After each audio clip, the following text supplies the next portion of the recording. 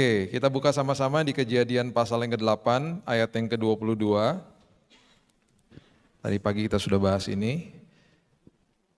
Dalam hidup ini pasti ada perubahan, dan pasti di dalam perubahan itu, kalau kita tidak mengerti cara menanggapinya, cara kita persepsinya yang benar gitu ya, lama-lama kita akan frustasi sendiri. Khususnya di dalam 2 tahun terakhir ini, perubahan yang terjadi sangat drastis sekali.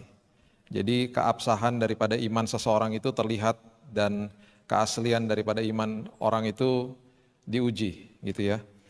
Kejadian 8 ayat 22 mengatakan selama bumi masih ada, takkan berhenti-henti musim menabur dan menuai, dingin dan panas, kemarau dan hujan, siang dan malam. Musim di dalam kehidupan itu pasti ada. Kalau kita mengerti tentang prinsip kerajaan, ya, kita mengerti siapa kita di dalam prinsip kerajaan, makin kita mengerti identitas kita dan makin kita mengerti hati Tuhan, kita merdeka. Sebenarnya kuncinya itu aja. Nah, seringkali yang kita dibohongi sama iblis adalah kita didistorsi identitas kita lupa siapa kita tidak ngerti posisi kita di dalam kerajaan sorga, dan kemudian kita juga didistorsi pengenalan kita sama Tuhan. Oh udah, selesai, udah ngawur udah langsung.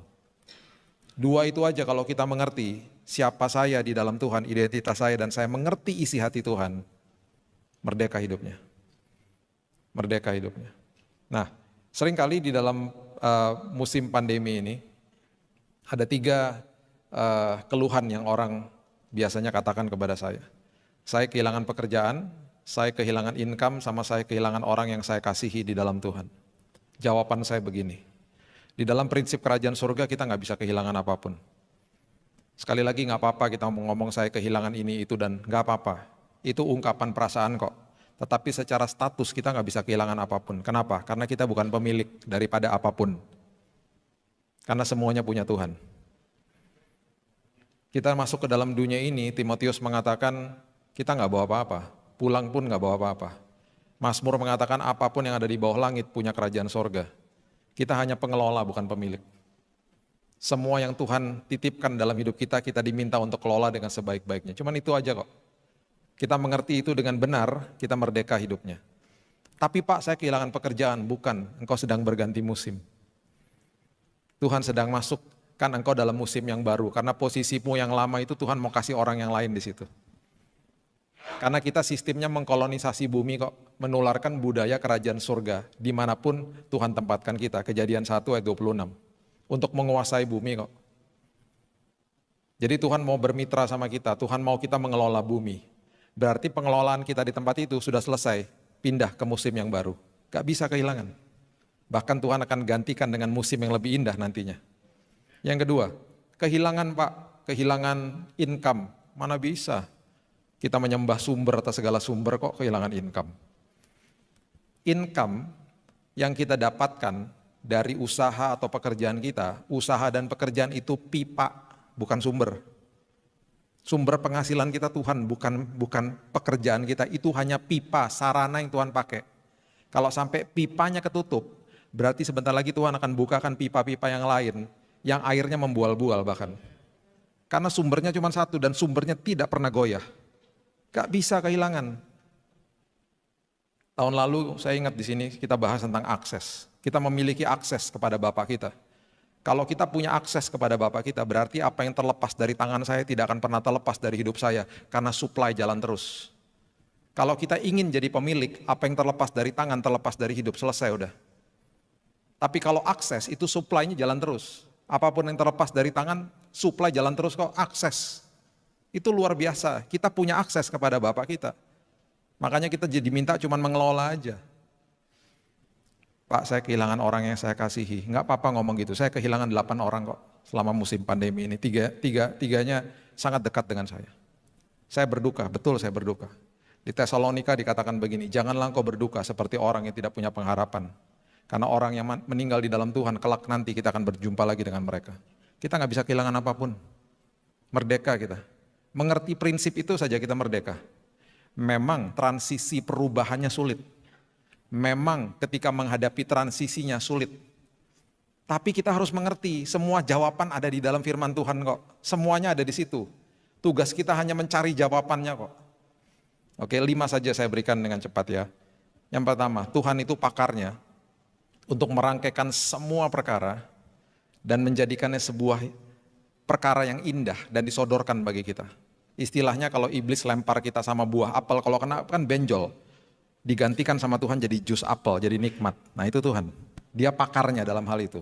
Itu sebabnya Roma 8 ayat 28 mengatakan begini. Roma 8 ayat 28 mengatakan begini.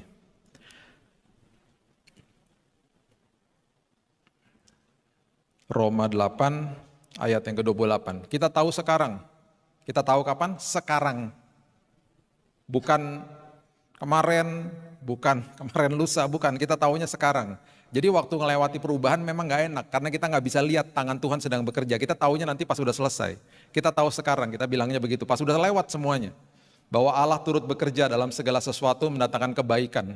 Mendatangkan kebaikan bagi semua yang mengasihi Dia, yaitu bagi mereka yang terpanggil sesuai dengan rencana Allah. Turut bekerja dalam segala sesuatu. Garis bawahi kata-kata itu. Segala sesuatu itu berarti semuanya.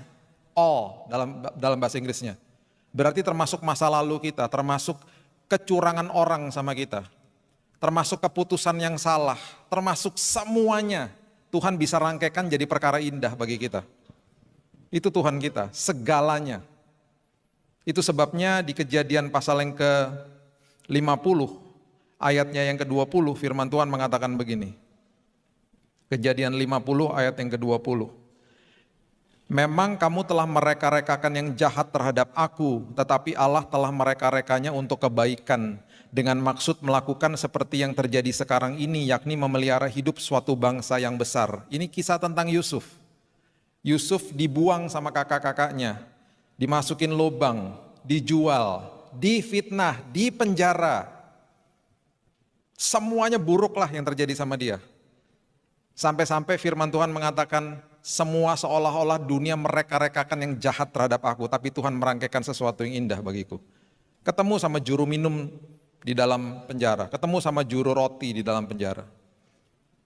Dan dua-duanya ditafsirkan mimpinya, dan ketika mereka keluar Yusuf berpesan apa? Jangan lupa ya sama aku, kasih tahu sama raja. Dilupakan, 2 tahun dilupakan. Memang kalau belum waktunya ya belum waktunya. Makanya firman Tuhan kalau kita baca perjanjian baru selalu kalau sudah genap waktunya. Waktunya Tuhan bukan waktu kita. Seringkali kita frustasi sendiri karena Tuhan sedang menanam kita. Gedung yang tinggi itu fondasinya dalam Bapak Ibu. Mau bangun basement itu lebih mahal daripada bangun di atas. Makanya gedung yang ada basementnya mahal. Gedung yang menjulang tinggi, basementnya lama dibangun ke bawah. Dibangunnya ke bawah bukan ke atas. Di Jakarta sebentar lagi akan selesai gedung namanya Tamrin 9, 350 meter tertinggi di Indonesia. Itu berbulan-bulan, waktu mereka lagi bongkar bawahnya bangun fondasi, itu nggak kelihatan. Kok lama ya gedungnya nggak naik-naik? Bawahnya dalam soalnya.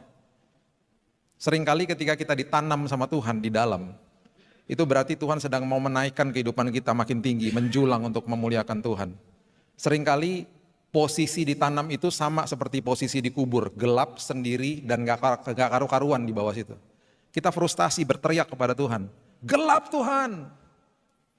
Dan kita pikir kita gak ada harapan karena posisinya sama di bawah tanah.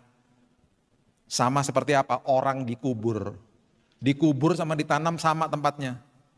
Seringkali kita dibohongi sama iblis, kamu gak ada harapan, mati kamu, selesai udah hidupmu. Padahal Tuhan sedang menanam kita. Nanti tumbuh tunas mudanya. Dan makin lama ditanam, makin menjulang kehidupan kita nantinya. Itu Tuhan. Makanya di dalam Tuhan pengharapan tidak sia-sia, tidak pernah mengecewakan. Makanya proses itu selalu harus dinikmati sama kita. Seringkali memang gak enak ngelewati hal-hal seperti itu.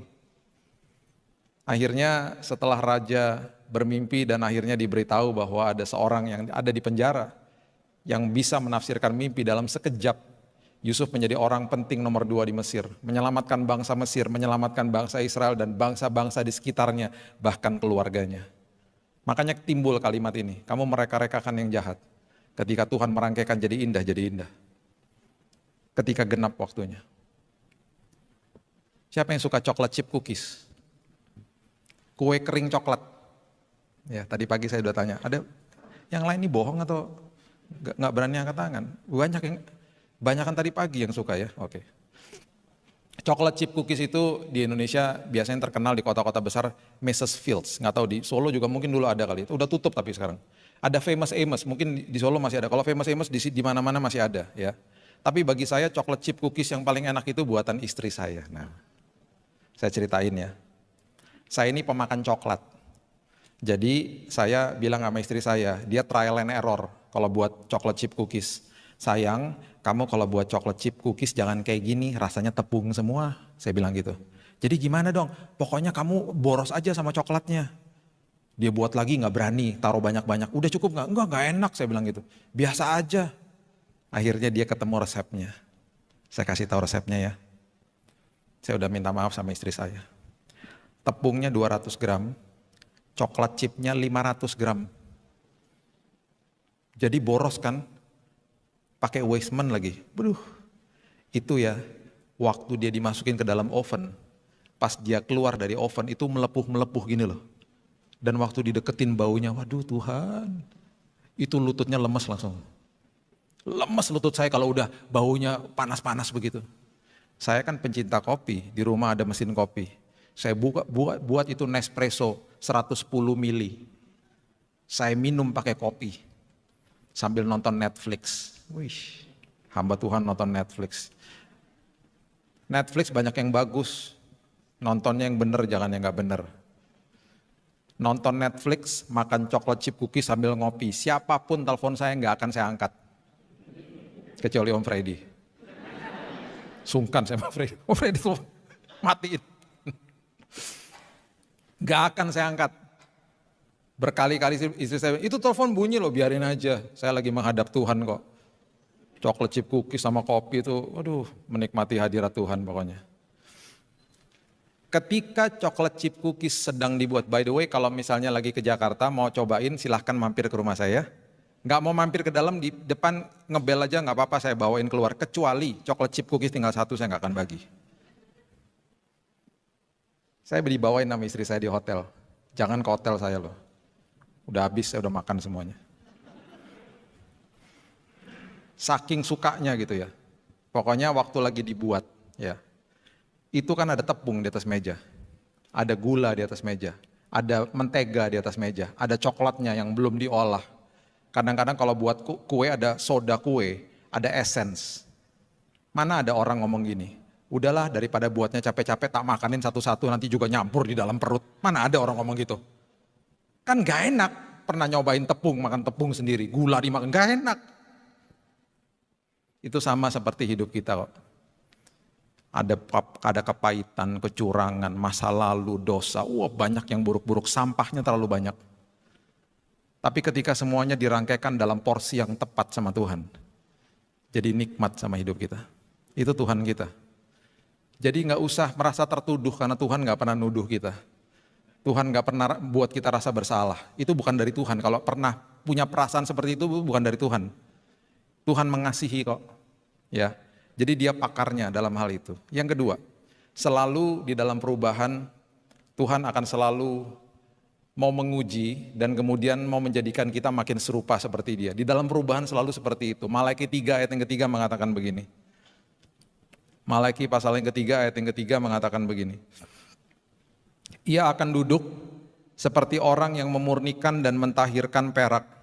Dan ia mentahirkan orang Lewi, menyucikan mereka seperti emas dan seperti perak supaya mereka menjadi orang-orang yang mempersembahkan korban yang benar kepada Tuhan. Ada seorang ibu, dia ketika baca ayat ini, Malaikat 3 ayat 3, dia datengin tukang perak, dia tanya 3 pertanyaan. Mas, ketika mas lagi memurnikan perak, mas taruh di mana peraknya? Di api, Bu. Roh Kudus bicara sama dia, ketika engkau sedang mengalami proses dalam hidupmu, ada perubahan-perubahan dalam hidupmu, engkau sedang dimurnikan Tuhan, rasanya seperti dibakar-bakar di dalam api. Iya ya Tuhan, gak enak ya. Pertanyaan kedua, masnya ada di mana ketika lagi memurnikan perak? Ya saya gak kemana-mana, saya pegangin pakai tongkat yang panjang. Tuhan bicara lagi sama dia, aku juga gak kemana-mana, aku ada di situ memegangi dirimu. Terima kasih Tuhan. Pertanyaan ketiga, Mas, kapan mas tahu peraknya selesai dimurnikan? Oh gampang, Ketika aku bisa bercermin di perak itu, aku bisa melihat diriku, selesai pemurniannya. Roh Kudus bicara lagi, ketika aku memandang dirimu, dan aku melihat karakter Kristus ada di dalammu. Seolah-olah seperti aku bercermin kalau aku melihat dirimu. Selesai pemurniannya. Naik dimensinya. Naik tanggung jawabnya. Jadi kalau sedang diproses sama Tuhan bilang apa? Terima kasih ya Tuhan, aku sedang dibuat makin serupa seperti Tuhan. Itu Tuhan. Makanya indah, makanya di dalam firman Tuhan itu arti berkat sebenarnya adalah ketika kita menghadapi masalah yang diubahkan saya, bukan masalahnya. Itu arti berkat, gak ada hubungannya sama materi. Gak ada hubungannya, materi itu sekunder, kalau ada hubungannya sekunder.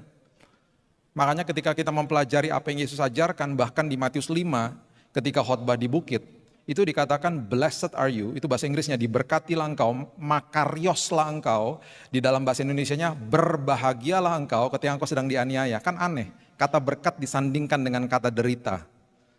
Yang Yesus mau sampaikan adalah ketika engkau menghadapi masalah, berbahagialah. Kenapa? Karena engkau sedang diberkati. Kenapa? Karena engkau sedang diubahkan Tuhan. Masalahnya urusan aku, yang penting kamu berubah. Ketika kamu berubah, kamu sedang diberkati. Sekunder itu yang namanya materi, gak ada hubungannya sama itu. Makanya ketika pengajarannya ngawur dan salah, orang-orang akhirnya datang kepada Tuhan transaksional sama Tuhan. Mereduksi Tuhan jadi dewa. Kalau Tuhan buat gini baru saya begini, kalau saya begini Tuhan begitu ya, menuntut Tuhan, ikut Tuhan dengan kondisi dan syarat akhirnya. Gak bisa kayak gitu. Biarkan Tuhan memurnikan kita, supaya kita makin serupa dan makin serupa seperti Dia. Supaya tindakan kita dan semua pikiran-pikiran kita serupa seperti Tuhan. Makin serupa, makin merdeka kita. Makin tenang hidupnya, makin penuh sukacita, makin penuh damai. Apapun yang ada di hadapan kita, kita tenang. Ada satu orang tanya sama saya ketika nyambangin saya ke rumah sakit, ketika saya sedang dirawat kanker tahun 2019. Kamu tuh dikasih tahu dokter hidupmu cuma 3 bulan, kok mukamu tenang ya? Saya bilang, pengharapan di dalam Kristus tidak pernah mengecewakan. Terjadi sesuai sama imanku, ini imanku, aku akan pulang nanti, aku bilang gitu sama dia. Aku akan kembali berkhotbah, itu saya katakan kepada dia, di rumah sakit. Saya berdiri di sini bukan kuat dan gagah saya, itu karena kemuliaan Tuhan semuanya. Jadi Tuhan mau mengubah kita, makanya kalau lewatin apapun bilang aja sama Tuhan, terima kasih ya Tuhan, ada maksud Tuhan yang besar, ada rancangan Tuhan yang besar dalam hidup saya.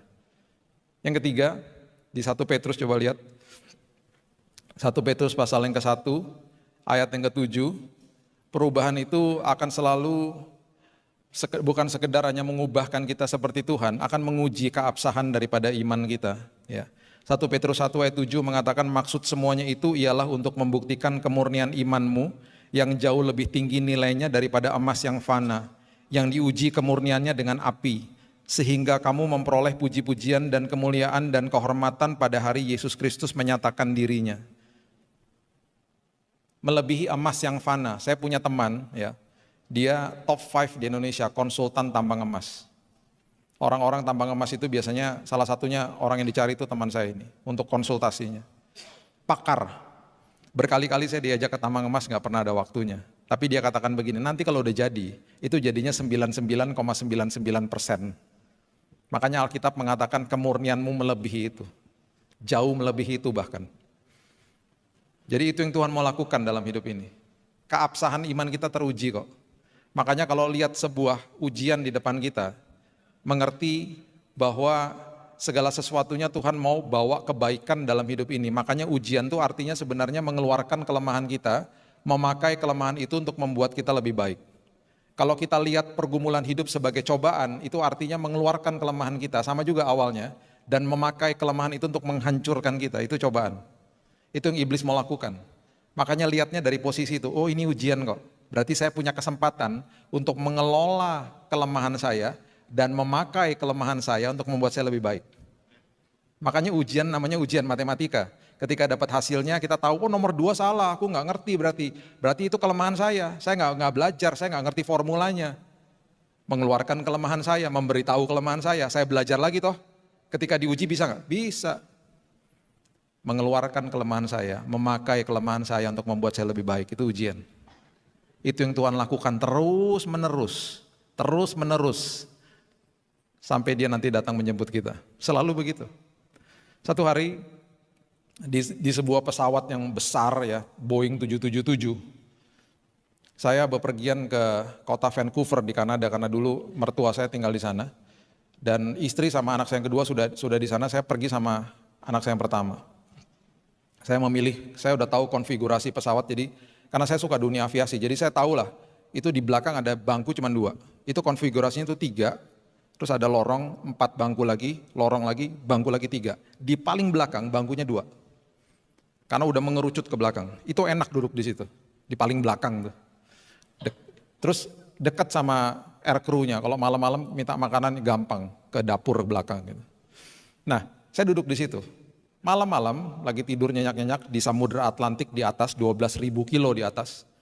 Kecepatan pesawat kira-kira 900 km per jam, lagi cruising altitude itu biasanya udah autopilot. Pilotnya udah duduk cuman ngeliatin instrumen aja. Lagi dalam posisi seperti begitu, tiba-tiba terjadi turbulensi yang sangat besar. Pesawat wide body, pesawat besar, kalau sampai goyangnya seperti begitu berarti turbulensinya parah. Parah, sampai sayapnya begini-begini. Saya waktu buka itu penutup jendelanya, wah ini parah ini. Tapi saya juga tahu bahwa di dalam zaman modern ini tidak ada pesawat jatuh gara-gara turbulensi. Gak ada. Gak ada. Jadi di situ ya harusnya kita tenang. Tapi tetap aja yang namanya goyang-goyang di mobil ya nggak apa-apa. Ini goyang-goyang 12.000 kilo di atas yang ngeri juga ya. Kadang-kadang di pesawat orang domestik aja kadang-kadang goyang aja tiba-tiba orang langsung taruh telepon langsung pegangan langsung tegang gitu. Kalau nggak ngerti-ngerti kan suka begitu. Pernah tiba-tiba tangan saya dipegang, sorry mas, aku takut mas gitu. Salah megang mas, mau pegang kursi pegang tangannya mas. Itu biasalah. Di tengah sebuah situasi yang gak enak ini anak saya megangin saya. Biasanya dia gak apa-apa karena dia sering saya ajak terbang. Dia peluk saya karena memang keras. Dia sampai tanya, Dad what's going on, apa yang terjadi? Saya bilang, gak apa-apa kok, kamu tidur aja. Di tengah-tengah kengerian itu, tiba-tiba di tengah bangku itu, di tengah sebelah saya, ada 2 anak kecil umurnya kira-kira mungkin 3-4 tahun, anak-anak perempuan 2, megangin tangan papanya. Dan karena kapalnya goyang-goyang begini, mereka kayak main ayunan, mereka dua-duanya gini, sambil ketawa-ketawa. Jadi waktu saya liatin mereka, saya dalam hati gini, betul juga ya, semua ketakutan itu ada di dalam pikiran. Mereka tuh nyantai-nyantai sampai mereka pikir ini ayunan. Waktu turbulensinya stop, semua orang lega, hanya kedua anak itu ngomong begini, ya kenapa stop? Kenapa stop? Ya baguslah stop. Karena bagi mereka itu ayunan. Karena mereka pegangan sama tangan papanya. Mereka rasa aman-aman aja. Kalau ada goyang-goyang tahun ini tenang aja ya. Kita lagi berpegangan sama Bapak kita yang luar biasa. Penuh dengan kuasa. Gak usah takut. Ya orang Kristen takut itu normal, kalau ketakutan itu ya gak boleh. Semua orang pasti ngalami takut kok. Takut itu ya bagian dari emosi manusia. Tapi kalau sampai ketakutan, itu gak normal bagi orang Kristen. Karena janji Tuhan ada 7.000 lebih di dalam firman Tuhan. Ya, pastikan jangan sampai seperti itu.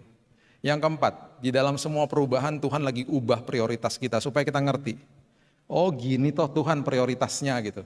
Yang tadinya nggak suka baca firman, yang tadinya nggak suka berdoa, coba lihat. Selama musim pandemi ini Tuhan membangkitkan pendoa-pendoa, orang-orang pada ketakutan pada jadi doa semua. Gara-gara tante corona, betul atau betul?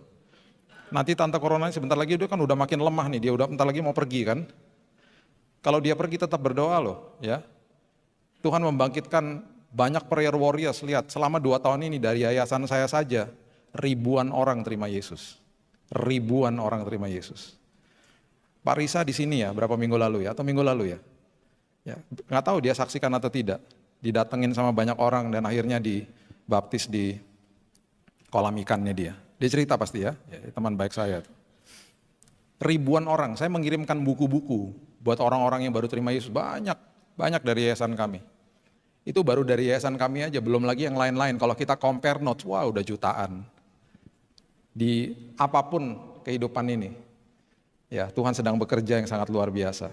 Dia sedang memberitahu kepada kita, ini loh prioritasnya ini gitu loh. Nah Paulus diberitahu ini sama Tuhan. Kisah Rasul 23 ayat 11. Tuhan menghampirinya dan berkata, kuatkanlah hatimu sebab sebagaimana engkau dengan berani telah bersaksi tentang aku di Yerusalem, Demikian jugalah hendaknya engkau pergi bersaksi di Roma.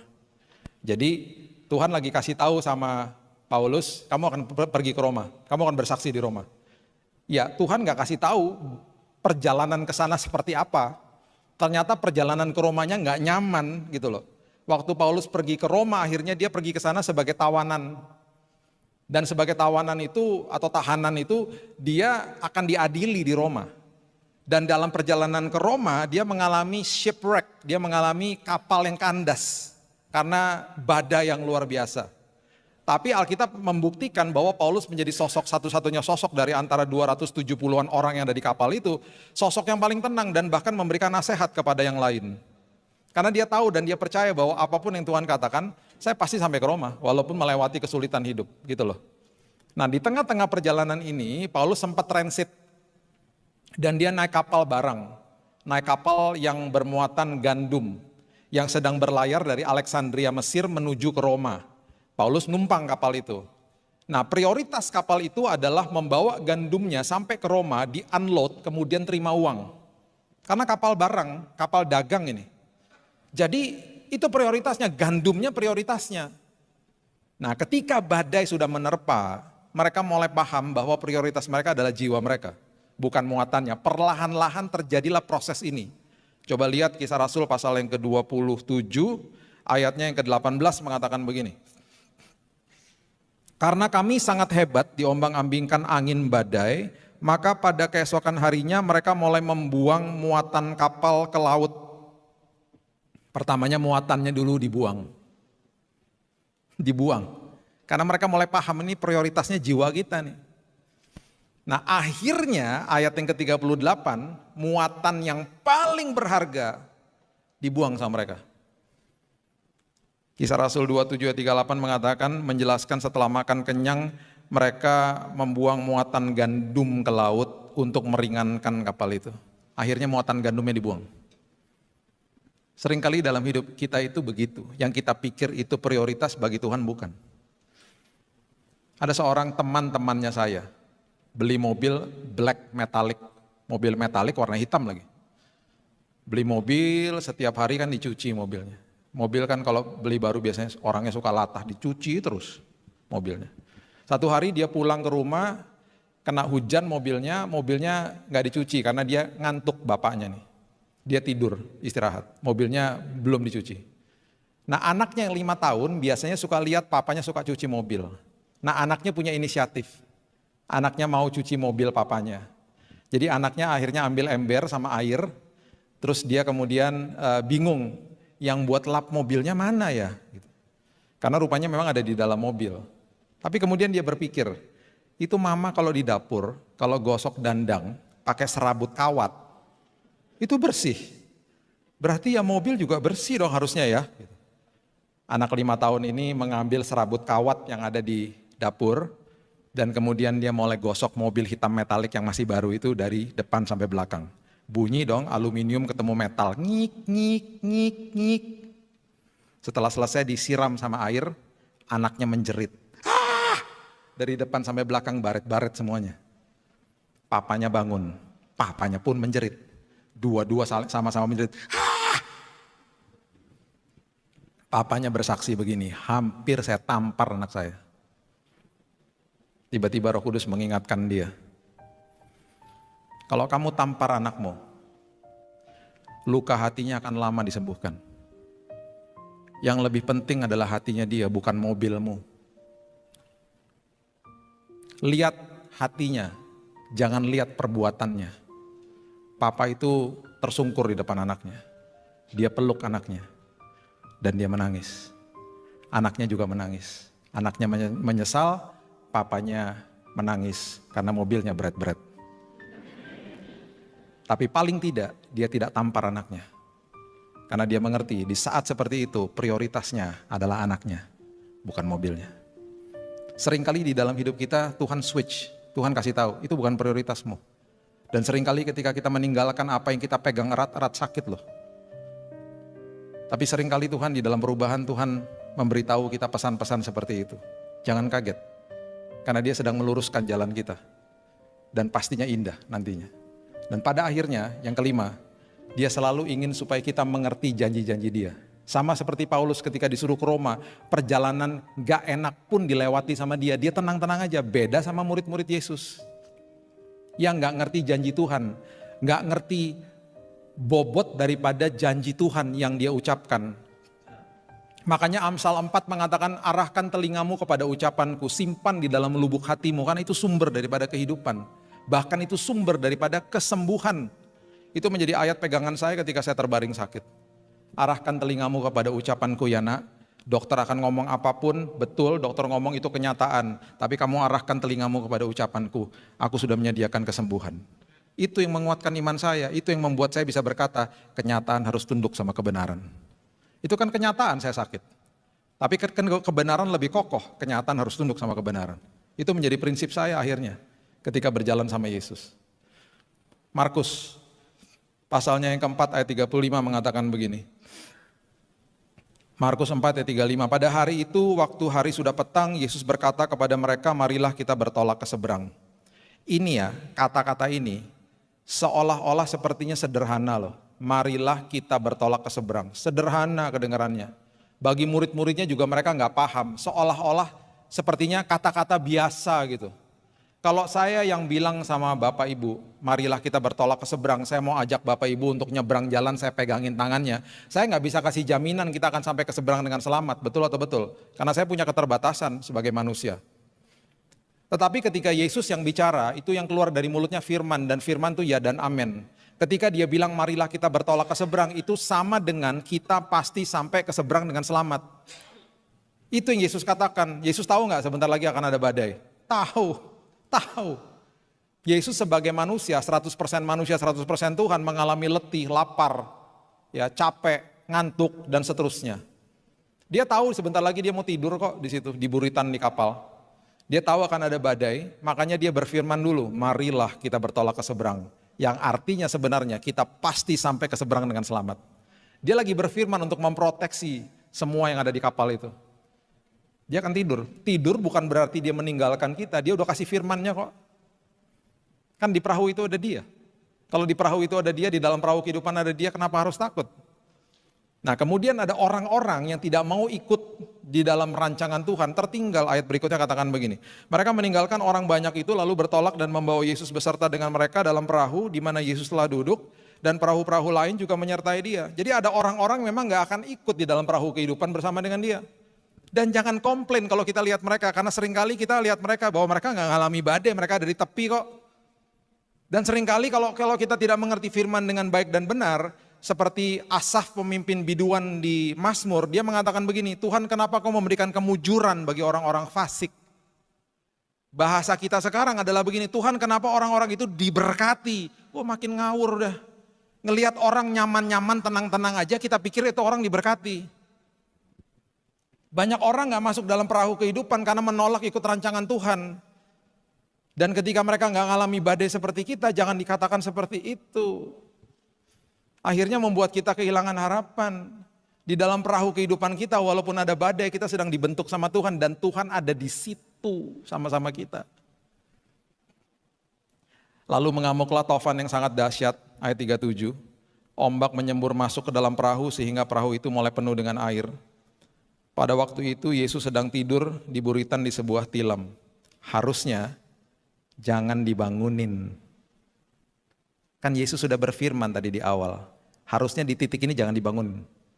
Murid-muridnya dablek, gak ngerti janji Tuhan toh.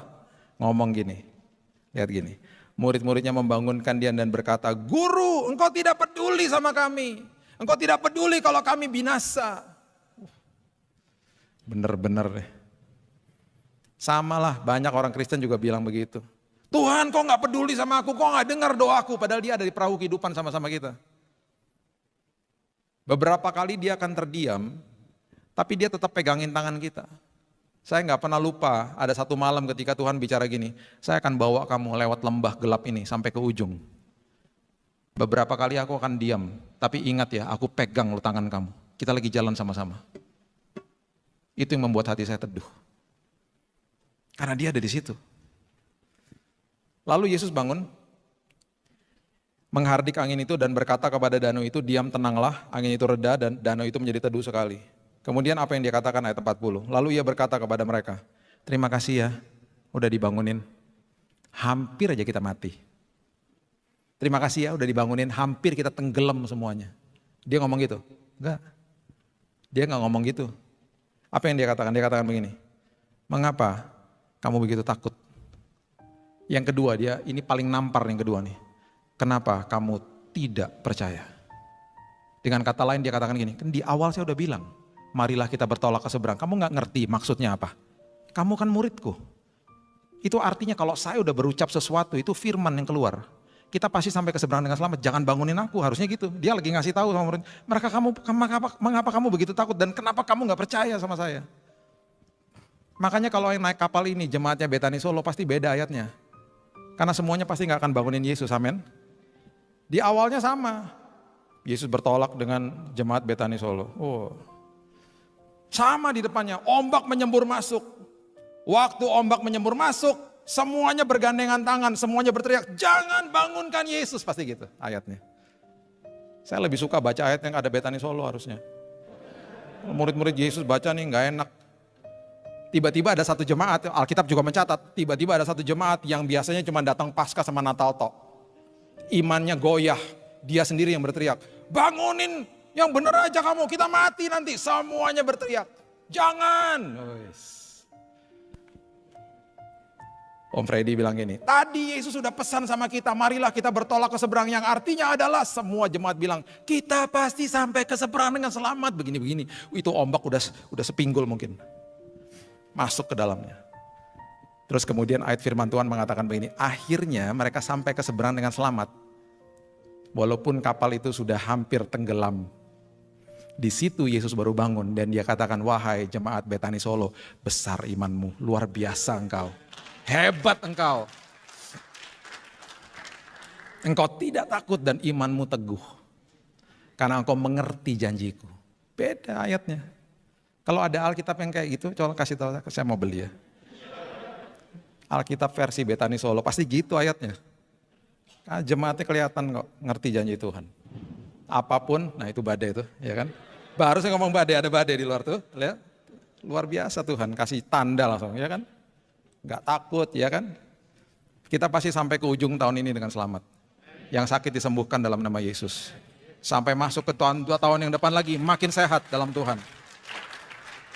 Dan kita akan punya banyak kesaksian dalam hidup ini.